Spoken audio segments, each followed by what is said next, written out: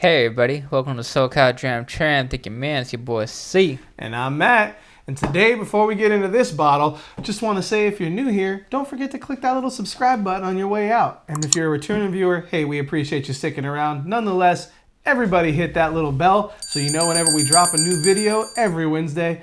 Cesar, what do we got on the bar today? Today, we got yet another one from my bar, folks. We got the Sagamore Spirit RYE. Isn't it Sagamore? Yeah.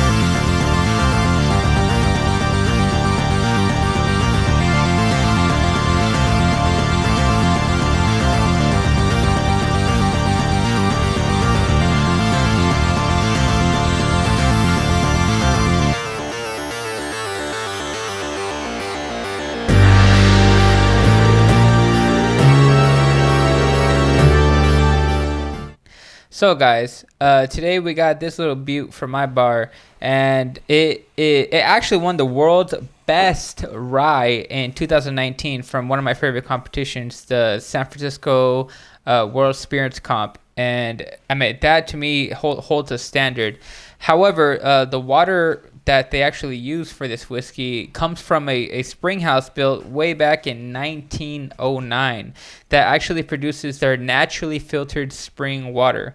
So if there's a chemical X factor, it's probably going to be that sets it apart from others. But what are you expecting from this? I mean, I don't know what to expect other than that's a rye, and it sounds like it hit the judges in all the right ways. Hey! Thank you. I'll be here all week.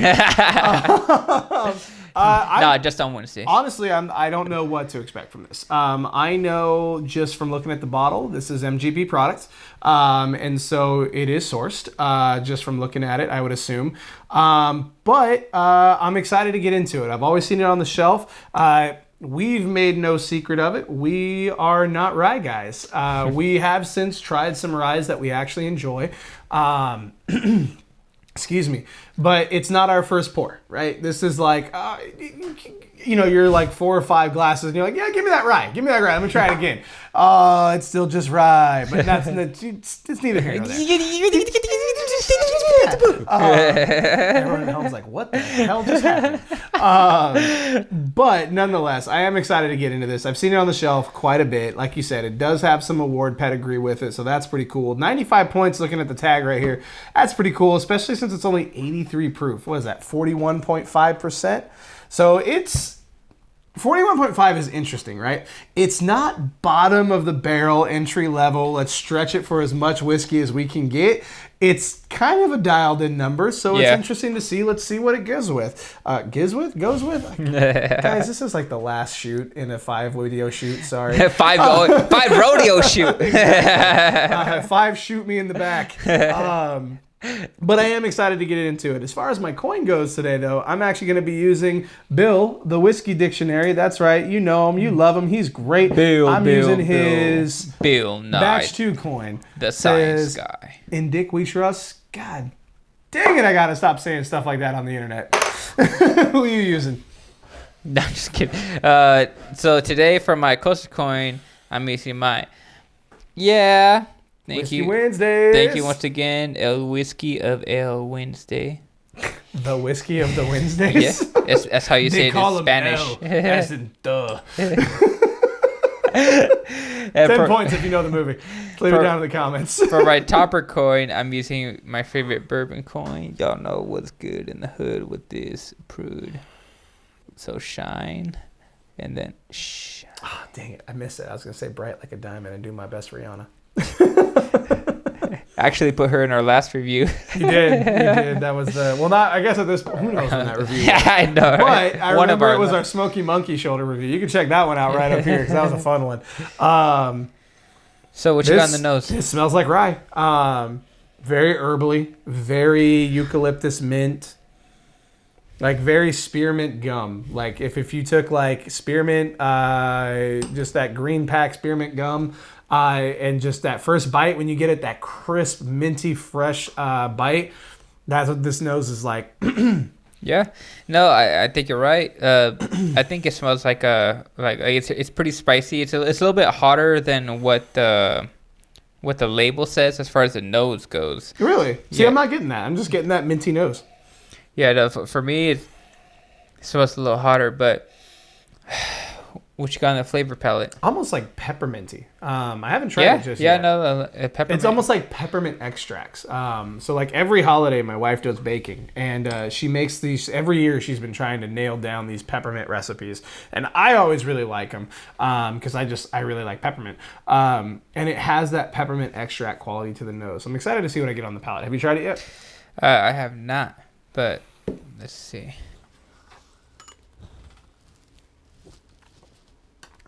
Everything where a fast forward button. Just click 10 seconds ahead, not now, in the past. Wow, interesting. So I have another rye on the bar that I've really been favoring lately. Higher proof, so it's a little bit more rye forward, but it's also finished in a rum cask. So it has a little bit more fruity note to it.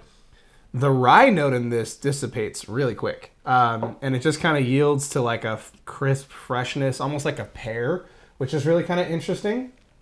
It's got a certain fruit citrus quality to it, and pear is the one that I'm going to right now. What are you getting? So to be honest, I get a little bit of nutmeg, a little bit of baking spices. Actually, a lot of baking spices. To be honest, though, as far as it being named the world's best rye of the year, it's like it's not really living up to the hype for me. No, it's not. It's not rocking my socks off by any stretch of the imagination. Not much of a finish. Like, I haven't taken a second sip because I wanted to see how long it would go. I mean, if you got awards like you're the best rye whiskey in the world, right? That's saying something. I mean, look, we've had a couple of bottles from that have been rated at San Francisco Wine and Spirits Competition. We did the Smoke Wagon Uncut Unfiltered, which I think won best in class, if I'm not mistaken. We reviewed that. It's up here. We love that bottle. Like, we both really love the bottle. I think you gave it a 4 and I gave it a 5. Yep. And it's a high rye mash bill, if I'm not mistaken. I think it's 35%, where this would be at least 51%. And I get more rye out of the Smoke Wagon than I do this. Now, on the nose, no, I get more rye here. But the palate, I almost get no rye. Like I said, I get more of a citrus fruit quality with that pear.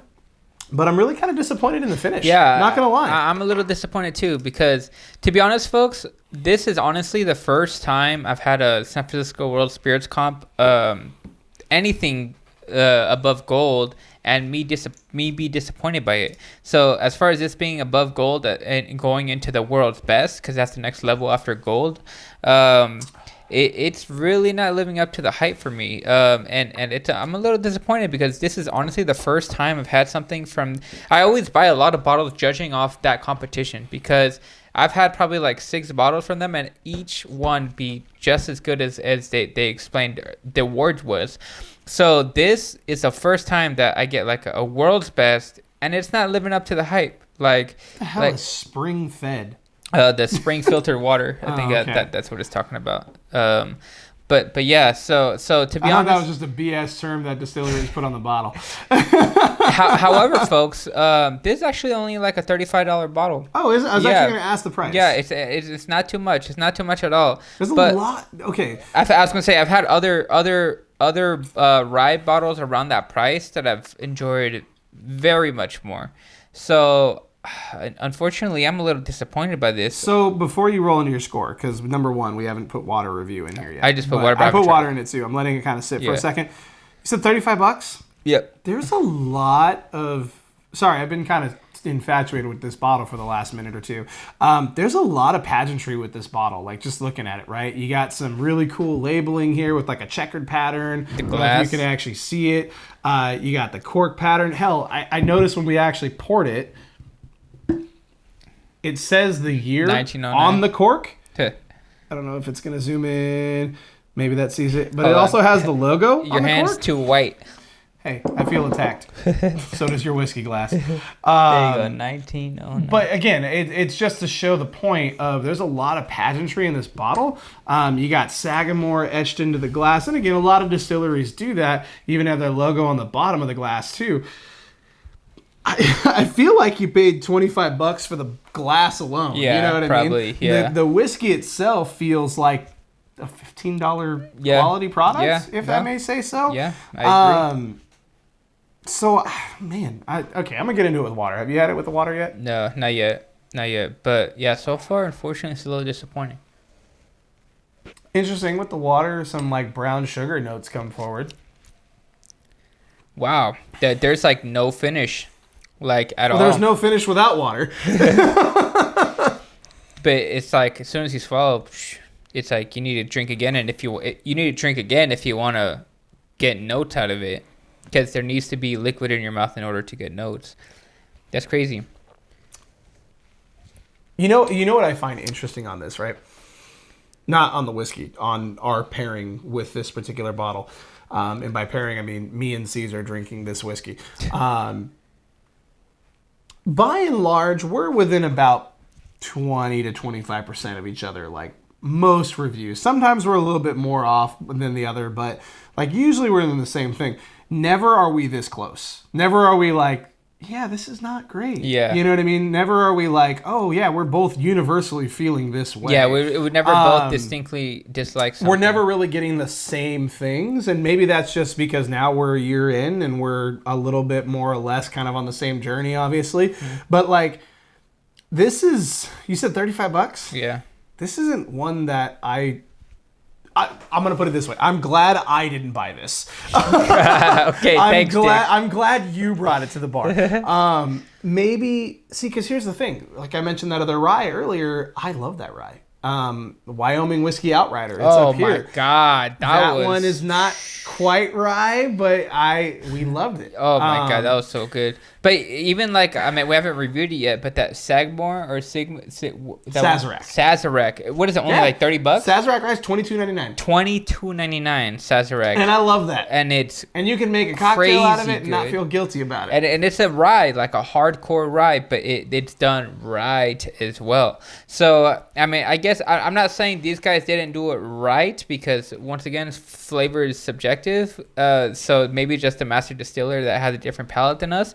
But in the long run, it's like, yeah, I don't know, guys. I don't know about this one. I'll probably rate it like, I mean, a 2, because I'd probably buy it again because it's not the worst rye I've had, but it's definitely not the best either. You'd buy this at $35 when Sazerac exists on the shelf for $22? Again, you don't have to answer that to me. I'm asking for you because I know you. So I know if you're standing in front of the shelf. Hey, the thing I was comparing to was that Las Balcones because I would buy that Las Balcones if it's on the shelf. Yeah. So you're saying price point. Yeah. Not flavor profile. Because those are two very different Balcones lineage. You can check it out up here. As far as price point goes, like if I see the other one on the shelf every day, I would buy it over this every day. So I mean, I'd probably only buy this just to mix into cocktails that require a rye. So I think probably you'd lose it. Really? Like with the water, I'm not getting any rye. So I think if you were to mix this on ice, you'd lose it. I didn't even think about that. That's true. And the only reason I know that is because I've been making a boatload of cocktails lately. So there's a cocktail I've been making that literally is centered around rye. It's called a Sazerac. Many of you have probably had it. It's the one I made for you that was very medicinal and whatnot. If you use this in that, you would lose it. Yeah, that's true. Because the water killed everything. Yeah, you're right. Man, okay, I didn't want to do this, but it's a 1. Like it's my first 1 in the course of the year. You know what? Hey, I didn't think about that. So yeah, it's a 1 too. Because that's how I'm thinking. I'm like, would I use this even in a cocktail? Like if I buy this and these are my thoughts on the whiskey. Would I even want to use this in a cocktail, or is this going down the drain? That's the only reason I rated it a 2, because I'll be like, well, it's good, throwaway whiskey to throw into rye mixes. But you brought up a great point. I tried it with water, everything went away. So you're absolutely right. So not even for that, it would be good. Yeah, it's so a yeah, 1. I think it's a 1. It's a 1. Which is a bummer. Yeah, because for a big world's best. Make no mistake, we have no influence on terms of this is going to sell better or not. It's just to our flavor profile. And I got to tell you, where we're at, again, we never line up this close. And I think the fact that we are, for us anyway, and if we're going in the store and looking for a new bottle, I don't know if I'd ever pick this one up again. Yeah, I mean, I have a feeling this is going to last you a long time. Anyway, if you come over to my house and you try a random whiskey. Who wants a sample? Yeah, no, I mean, if anything, it's probably, I mean, I don't think they finished their phrase. It's probably the world's best one. So it's the world's best rye if I'm only drinking this rye. The only rye right here. Yeah. It's the best rye within a 5-inch diameter around. Literally like Sazeracs right here. I'm like, nope, sorry, it's out of its 5 inches. Sorry, it's still the world's best. You're too far. Yeah, you just missed it, Timmy. You were the last winner. Okay, I feel bad for beating it up because I every whiskey that I go into, I genuinely really want to find something out of it that I really am going to enjoy. That's how I approach whiskey. Is like, okay, there's going to be something in here that will be different from the last glass that I had that will make me say, you know what, this is worth having on the bar. Maybe it's not quintessential, maybe it's not exceptional, but it's something that I can go, oh, it's different from the last one. Yeah. This isn't it. No. Unfortunately, for me. No, you're right. For somebody out there watching this who looks up it and goes, Matt and Cesar are crazy, that's okay. That is the beauty of whiskey, because you may absolutely love this and you may hate rage in the comment after this video. And that's okay. We will still love you. It's just not for us, I don't think. Yeah. I don't think it's for us at all. But, yeah, that's all I have to say about that one. Yeah, I mean, that's really all I can say. Do us a favor, guys. Hit us up in the comments. Hit those rage keyboard warriors. No, I'm just kidding. Let us know. Is there another Sagamore that we should seek out? Again, I'm pretty sure it's MGP product, but is there another Sagamore that we should seek out that you guys think we might like based on what you know about us? Nonetheless, guys, that's our thoughts on Sagamore. Do us a favor, hit us up on Facebook, Instagram, Twitter. We love interacting with you guys there. Again, if you're new here, don't forget to hit the subscribe button. Everybody hit the little bell. Again, the subscribe button, it's right here. Be sure to click it and stay tuned for all of our future videos. You got anything else you want to add? No, what about you, brother? All aboard.